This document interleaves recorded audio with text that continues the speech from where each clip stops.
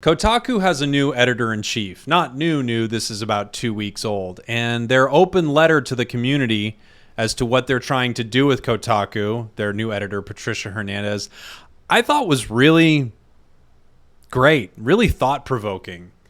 And I'm not someone who often agrees with Kotaku. If I'm being honest, I feel like I'm the capital G kind of gamer that a lot of gaming websites don't really love. I'm not particularly political when it comes to my games. I care more about how fun the game is rather than possibly some of its more, pernicious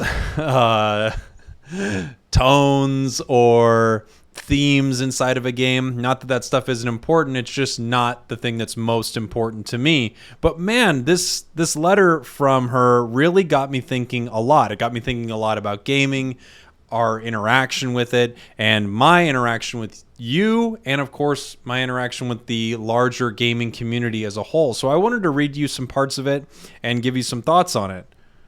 Cool. Hi. I'm Jake, your resident content cowboy here. Yeehaw. Let's do this. Oh, and if you like this, I would love to hear like, comment, subscribe. I know that's said all the time, but it's said all the time because it actually does help out a lot. I'd love to hear your thoughts. Let's head on over to this article. All right. Over here at Kotaku. Hello, Kotaku. It's me, your new EIC. That stands for Editor-in-Chief. I don't think it's Espion in contact. It's unlikely something about Pokemon. Hello, Kotaku. We meet again, but this time nobody can stop me. I kid. Truthfully, I've been avoiding writing this post, the one that acknowledges I'm back and also I'm in charge now. At first, this was easy. I think someone subscribed to me while I was making this video, so I'm recording this through a Streamlabs. I didn't know that would pop up, but that's nice. Thank you. Let's see.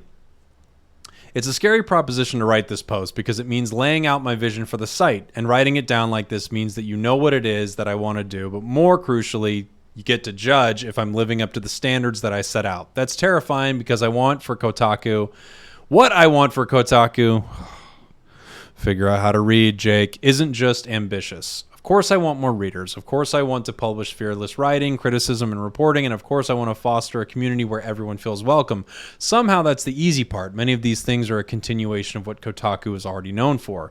But also I want to dismantle and redefine what a video games website can be. I don't like what I see. Where to even begin?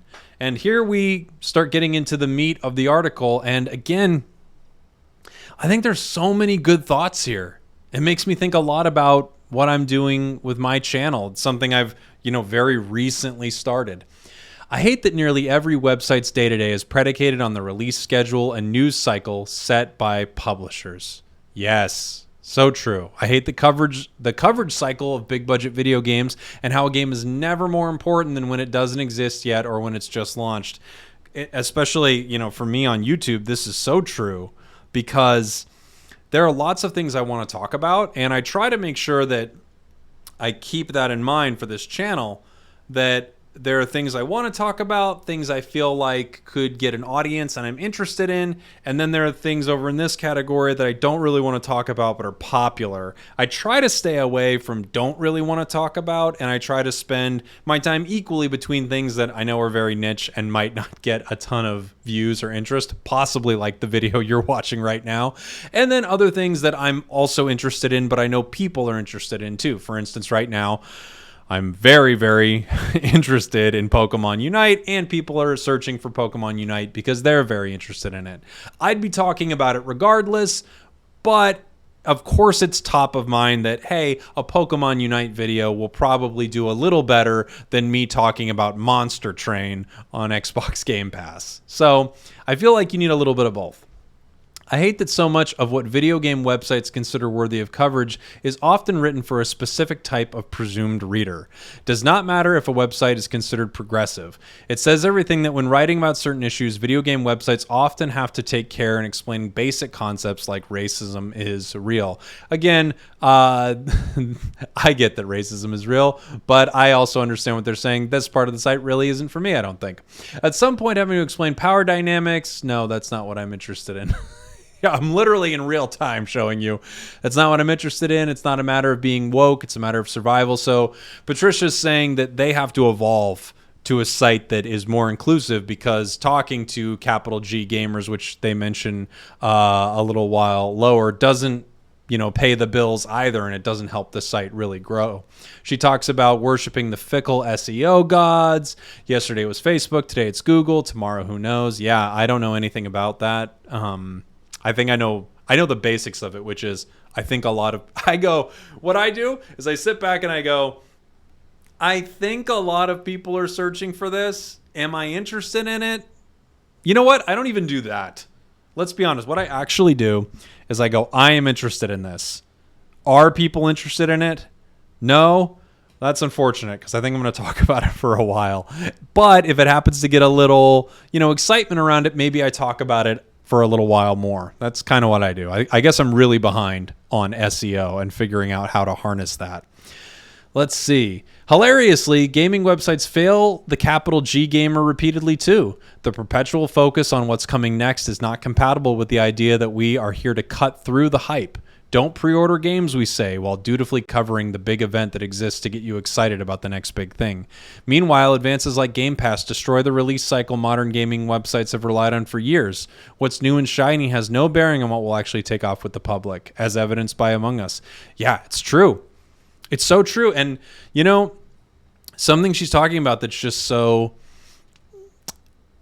important to think about is that so many people talk about not pre-ordering games and waiting for reviews, and yet we sit around and we hype things up endlessly. I'm not crazy on you don't pre-order anything, but I do sit around hyping things up because there are things I get excited for. I'm not the leader of a hype train, but I hang out within that hype train and I have a great time being hyped about something. In some ways, I think there's never more of an exciting time around a game than before it's out, as she said earlier. Because very rarely do games fully meet your expectations. Every once in a while you play something you just think, wow, that was a masterpiece. But most things come out and they have their good points, their bad points, there are things you like, things you don't. Maybe it's a game you stick with for a while, maybe it's not. But it's not like every game that comes out is going to be Stardew Valley or is going to be, The Last of Us or StarCraft. It's just not going to happen, So most of the time, you're going to be maybe slightly let down when you pick up a game. So right before it comes out, there are all the possibilities. Who knew what Cyberpunk could be? It could have been the greatest thing ever. The Witcher 3 was a masterpiece. I didn't know The Witcher 3 was going to be that good. I thought The Witcher 2 was pretty good. I think it's a really good game, but I didn't know that The Witcher 3 was going to be one of the modern RPG masterpieces. How could I? So I think a lot of the time before a game comes out, we are most excited about it. And there's this whole thing, don't pre-order games, even though now with Game Pass, a lot of people won't be doing that in general. But anyway, all that to say, it's a really interesting thought that games media, myself included, are most excited about things before they exist, because the reality will come and not everything can be Avengers Endgame. Not everything is going to be a masterpiece, Some things are going to be Ant-Man 2. I didn't see Ant-Man 2. Let's see. But video games come on.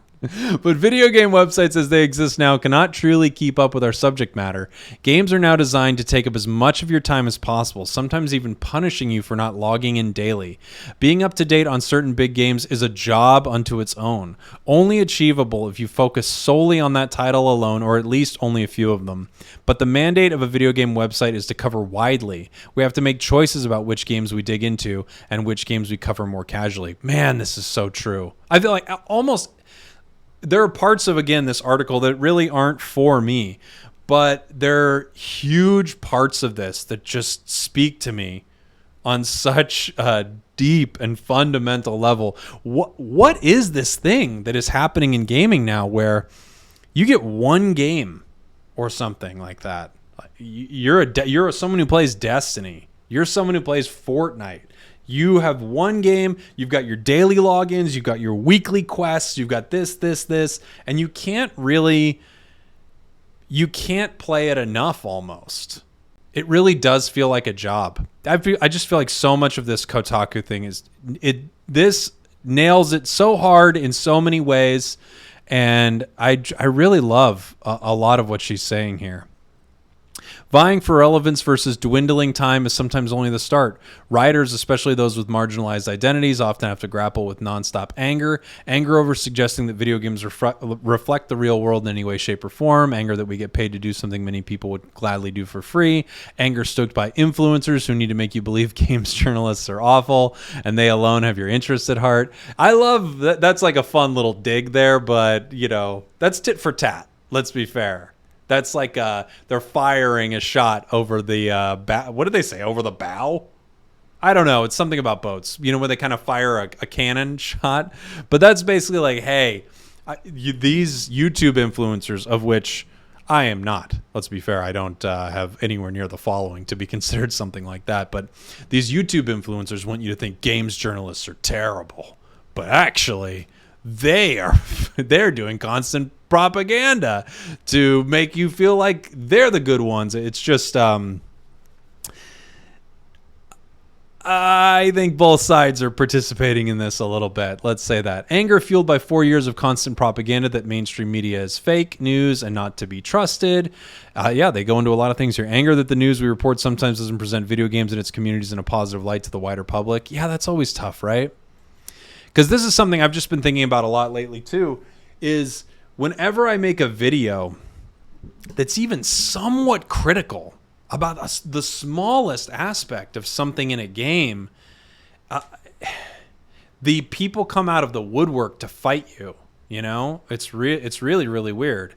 So I don't know what it's like to be a games journalist and give a game a low score. I mean, I remember seeing, I don't remember her name, but the woman who gave Cyberpunk, I think not even that low of a score. I think she gave it an 8 maybe or something, and people freaked. But then, the dust settles and she was more right than most people when it came to that game. It's interesting, but you say a negative thing about something and all of a sudden, they're at your door with burning torches. And there's a balance. There's a balance that I want to strike. Now I'm just kind of talking about myself again. Again, this video is just rambly, and about me. But there's a balance you want to strike, right? Because how much negativity do you want to inject in things?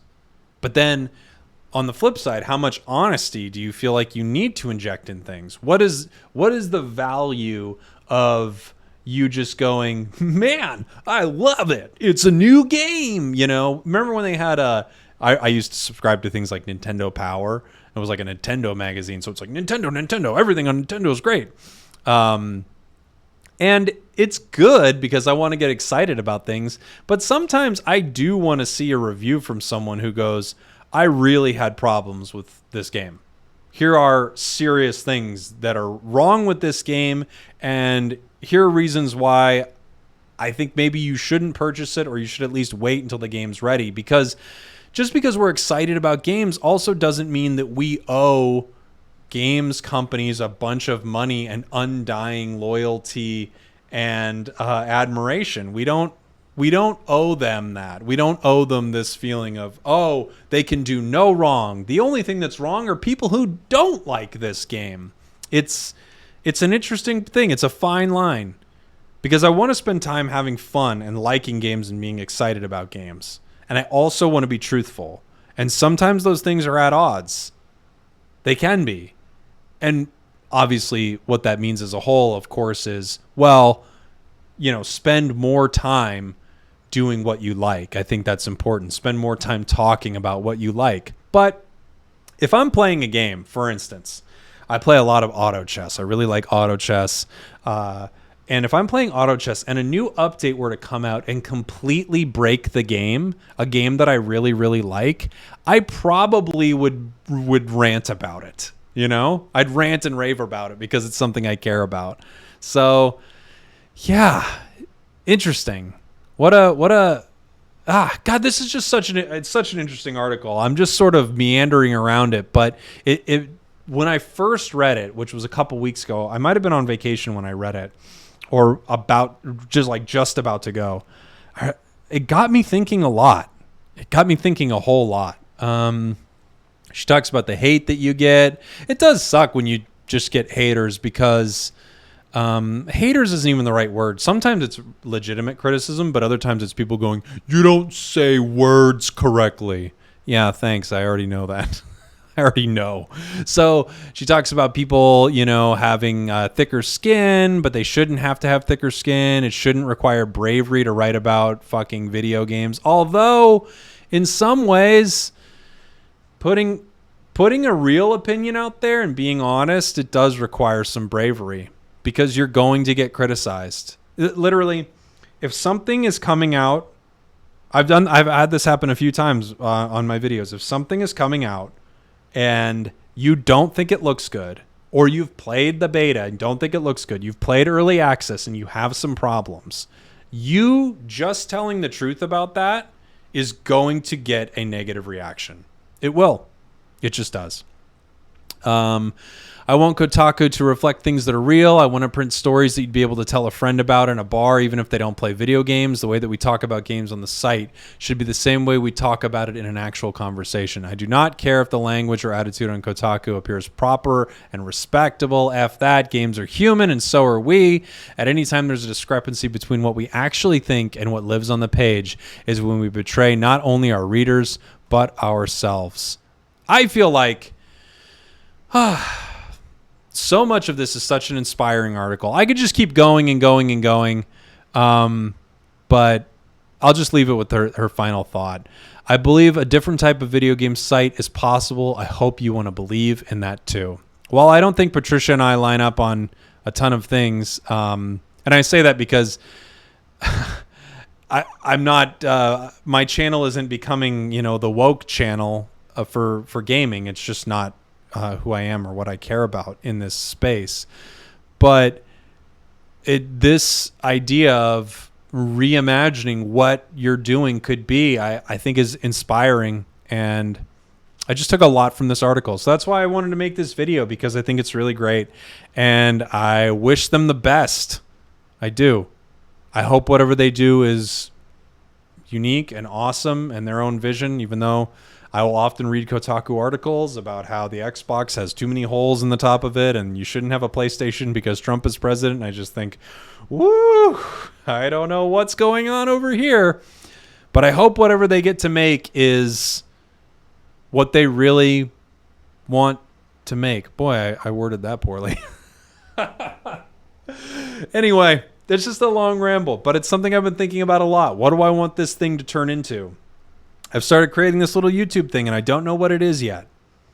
I really appreciate everyone who's along for the ride. Anyone who especially has watched this whole video this whole time. If you watched this whole video to this point, I'm just curious if you've gotten to this point. This is going to seem random in the comments, but if you leave a comment, just somewhere in there have a color. I know that's bizarre, but this is just such a weird... Now I'm just being a weirdo.